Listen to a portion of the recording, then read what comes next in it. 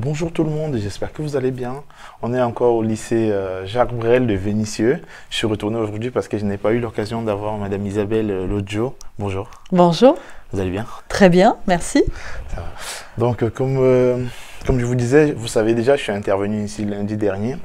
Donc comme je vous disais, j'ai eu la chance de pouvoir avoir avec nous Madame Isabelle qui a beaucoup d'expérience, qui va nous parler de son parcours. Donc surtout restez jusqu'à la fin de la vidéo car vous allez en apprendre pas mal de choses. D'ailleurs moi aussi j'ai plein de choses à apprendre tout au long de la vidéo. Donc, mais avant tout, générique.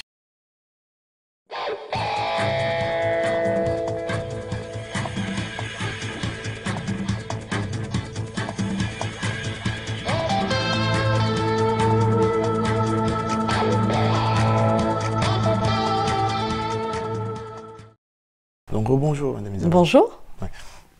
Tu vas bien? Très bien, merci. D'accord. Déjà dans un premier temps, tu vas essayer de te présenter. Oui, donc je m'appelle Isabelle, je suis enseignante ici au lycée Jacques Brel en économie-gestion et plus précisément sur les filières commerce et vente, c'est-à-dire bac pro commerce, bac pro vente, bac pro accueil qui change de nom maintenant, qui s'appelle bac pro métier du commerce et de la vente, et en CAP aussi équipier de commerce. D'accord. Ok, ça en fait pas mal de classes quand oui, même. Oui, ça fait pas mal. Plus ici, un petit peu d'optique aussi, lunetterie, puisqu'en économie-gestion, ils ont des cours d'optique, d'éco-gestion en optique, lunetterie aussi. D'accord. Bon, avant d'en arriver là, on va essayer de parler un peu de tout ce qu'il y a eu en amont du lycée. C'est-à-dire, au sorti des études, vous avez fait quoi comme premier métier? Alors, au sorti des études, mon tout premier métier, c'était pas quelque chose de passionnant, c'était je nettoyais des boxes de chevaux. C'est très loin de l'enseignement. Oui, c'est très loin de l'enseignement. Et sinon, mon tout premier poste, en fait, c'était pour payer mes études. Donc, ça a été celui-là. Et très rapidement, après, ça a été vendeuse en magasin. Tout simplement. Et quand j'ai été en magasin, c'était un magasin de cadeaux, rien d'extraordinaire, ben, je me suis rendu compte que le rapport humain avec les clients et le rapport de vente était quelque chose qui m'intéressait.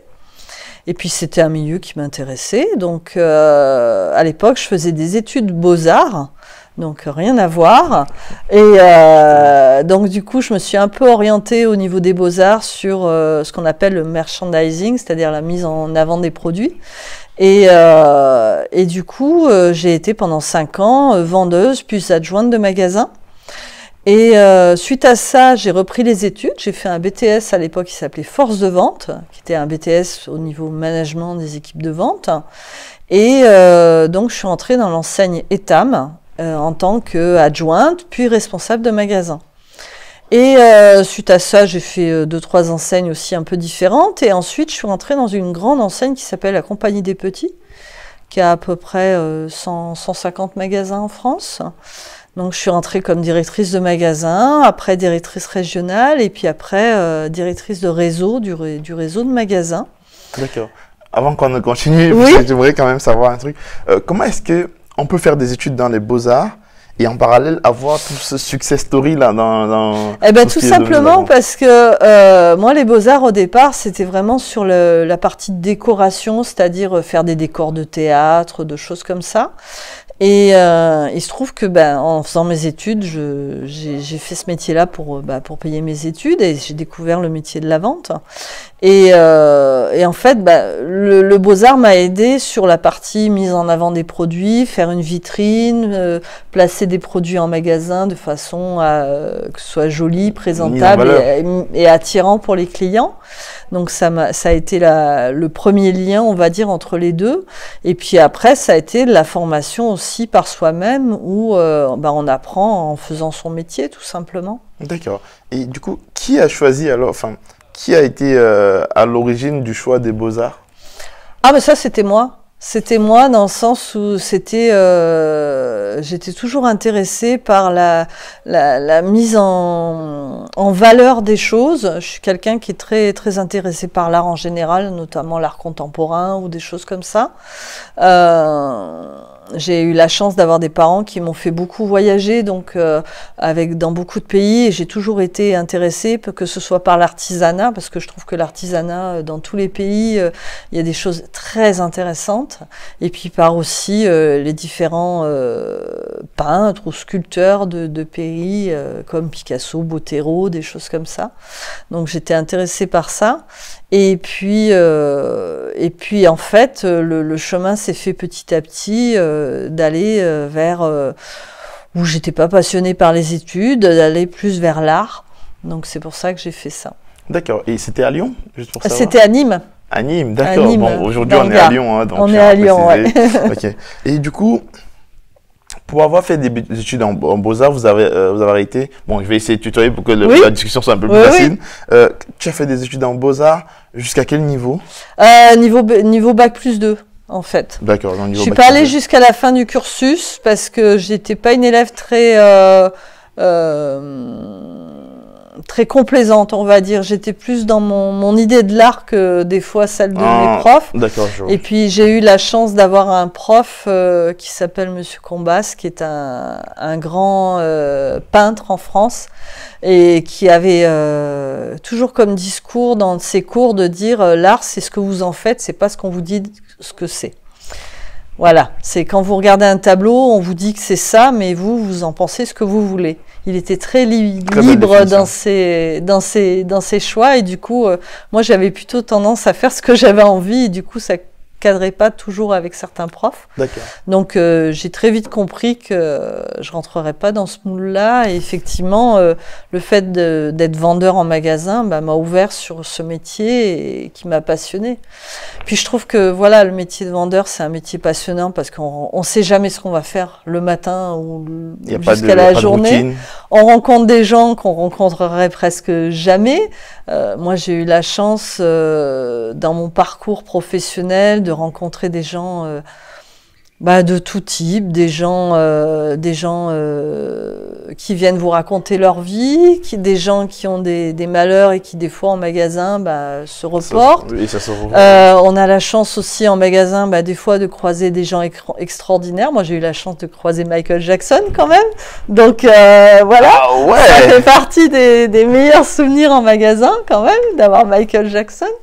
Donc voilà, ça permet, c'est une porte ouverte sur le monde et on peut avoir tous les types de personnes. On peut avoir des clients super sympas qui des fois vont jusqu'à vous amener le croissant le matin et puis des gens qui râlent. Enfin voilà, on a un éventail de la société extraordinaire en fait. D'accord. Et du coup, en fait, la plupart des gens qu'on a sur la chaîne, on remarque toujours un lien direct entre leur choix de carrière et les parents. Oui. J'ai envie de savoir du coup, toi qui avais commencé en Beaux-Arts, oui.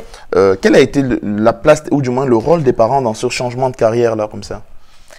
Le rôle des parents, ça a été dans l'éducation de toujours me dire que, alors déjà j'avais des parents un peu qui étaient dans des métiers un peu particuliers parce que mon papa était journaliste et ma maman était plus dans l'humanitaire, donc c'est vrai que j'ai voyagé beaucoup et qui m'ont toujours dit, et c'est ce que j'enseigne à mon fils aujourd'hui, de dire fais ce que tu as envie, le principal c'est que tu sois heureux.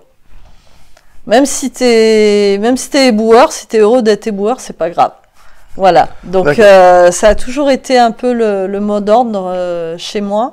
Et c'est vrai que ça m'a permis du coup de tester pas mal de choses et ce qui m'a permis aussi de me donner l'impulsion d'oser et d'avancer. Et je reste persuadée, c'est ce que je dis encore au jour d'aujourd'hui à mes élèves, l'important c'est pas les capacités, c'est l'envie. On peut très bien partir avec moins de capacités qu'un autre, mais si on a envie d'y arriver, on y arrivera. D'accord. Et on n'est pas tous doués, on n'a pas tous, du moins les mêmes compétences. Les mêmes compétences, mais par contre, l'envie fait beaucoup. D'accord. Et déjà, je tiens à revenir sur un point que tu as mentionné, que je martèle tous les jours, c'est l'état d'esprit. Être heureux dans ce qu'on fait, choisir ce qu'on fait par le fait qu'on aime ou pas. C'est-à-dire ne pas choisir un métier parce qu'on nous a dit de le faire ou ne pas choisir un métier parce qu'il semble bien, mais uniquement par le fait par ce qu'on ressent au travers de cela, et notamment par des stages de découverte. C'est quelque chose que je martèle tous les jours, parce que je suis persuadé que voir un métier à la télé ou parce qu'il gagne bien n'est pas une garantie d'être à l'aise là-dedans. Non, ça c'est clair. D'accord. Maintenant, on va revenir justement sur ton parcours, parce qu'il me plaît beaucoup d'ailleurs. Oui. Comment on fait pour passer entre guillemets, de quelqu'un qui va au commerce pour payer ses études à directrice de magasin? Bah, c'est la passion. C'est la passion, c'est l'envie, c'est toujours pareil, c'est l'envie d'apprendre, l'envie d'évoluer, d'évaluer ses compétences aussi, et puis c'est aussi l'envie de découvrir, de prendre des risques, aussi de dire bah, est-ce que je serais capable de le faire, bah, peut-être que je suis capable, donc je vais essayer. Et c'est certainement ça, je pense que c'est le moteur qui a fait que j'ai progressé dans mon métier, avec certaines difficultés, hein, claires et nettes, mais par contre, la possibilité de dire j'ai envie, et toujours d'aller vers les gens en disant peut-être que je suis pas capable, mais par contre j'ai envie, et j'ai envie d'apprendre. Se donner les moyens. Se donner les moyens, exactement. D'accord. Ouais. Et petite phrase, tu étais quel genre d'employé quand tu étais, avant d'arriver à la direction? Bosseuse. Bosseuse. J'étais l'employée qui était, voilà, déjà très clairement, oui, bosseuse. Et puis, il n'y a que le travail qui paye, quoi.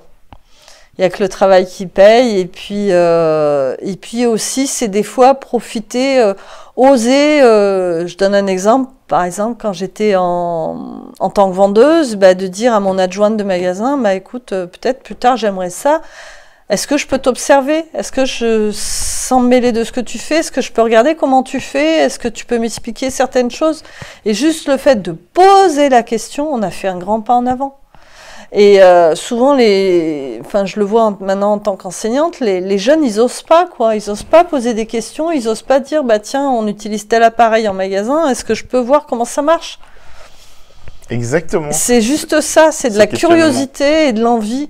Et c'est là la difficulté au jour d'aujourd'hui, c'est que la nouvelle génération, il faut que ça aille vite, mais en même temps, des fois, il faut aussi avoir envie et être curieux. Ça part de l'individu, ça part de l'intérieur même de soi. Oui. D'accord. Et donc, du coup, après, tu passes directrice du magasin. Oui. Et quand on est employé la veille et que le lendemain, on est directrice, c'est quoi, je veux dire, comment c'est difficile. Alors, c'est la difficulté que j'ai trouvée, enfin, c'est la chose la plus difficile que j'ai trouvée dans mon parcours, c'est de travailler avec des gens et le lendemain être le chef de ces mêmes gens. Que ce soit en tant que directrice de magasin ou directrice régionale, c'est la difficulté, c'est qu'à un moment, on a le rapport change. C'est comme quand on a des enfants. À un moment, on est parents, puis à un moment, on est copains. Et il faut savoir doser les choses. Et la difficulté, à ce moment-là, quand on monte effectivement dans un poste qui est supérieur, et qu'en plus, on se retrouve à être directeur ou responsable de gens avec qui on travaillait, la difficulté, c'est de savoir où est sa place. Et souvent, alors je parle en tant que manager, faut être à la fois avoir confiance dans les personnes qui sont avec vous, mais à la fois savoir dire les choses. Et c'est toute la difficulté à ce moment-là, et c'est ce qu'on retrouve dans l'enseignement après aussi. C'est que il y a des moments pour certaines choses et des moments pour d'autres. Il faut savoir être capable de faire la distinction entre les deux moments, et qu'en plus les gens en face de vous soient capables de faire la distinction entre les deux moments. Je donne un exemple, moi j'étais capable d'aller passer une soirée avec mes équipes, de faire la fête, de faire des grosses fêtes, mais le lendemain j'étais leur chef. Et quand vous avez une équipe qui a compris ça, vous avez fait la moitié du chemin en tant que manager, quoi. Et c'est la difficulté, effectivement. Et ça, c'est dans tous les métiers. Dans tous les métiers, qu'on soit boulanger, qu'on soit enseignant, qu'on soit mécanicien, peu importe. Si on évolue de poste, la difficulté, c'est de savoir évoluer, moi, ce que j'appelle être dans le bon sens. C'est-à-dire pas être le chef réfractaire ou qui écrase. Moi, je pars du principe que pour évoluer, on évolue par soi-même. On évolue parce qu'on fait évoluer les autres et qu'on évolue soi-même, c'est pas en écrasant les autres. Je suis totalement d'accord. Et c'est vraiment la clé des choses. Bon, ok. Par rapport à ça, justement, il y a une question qui a émergé pendant que tu parlais. De nos jours, on se rend compte qu'il y a pas mal de jeunes, entre guillemets, qui fuient le monde de l'entreprise, Oui. justement même à cause de l'écosystème, même de la hiérarchie, en Oui. fait. C'est quoi un bon manager, finalement, aujourd'hui? C'est quelqu'un qui sait écouter.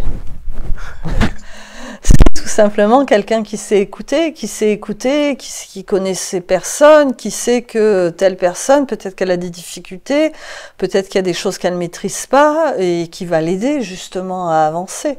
Si l'équipe avance, le manager avance. D'accord. C'est clairement ça. Et c'est par l'écoute, c'est savoir que... c'est comme aujourd'hui enseigner, on sait qu'une classe va bien, va pas bien, qu'il y a des difficultés dans la classe, et c'est comme ça qu'on la fait avancer, en tout cas. Ok, une dernière question un peu plus personnelle, Oui. parce que ça m'intéresse de savoir.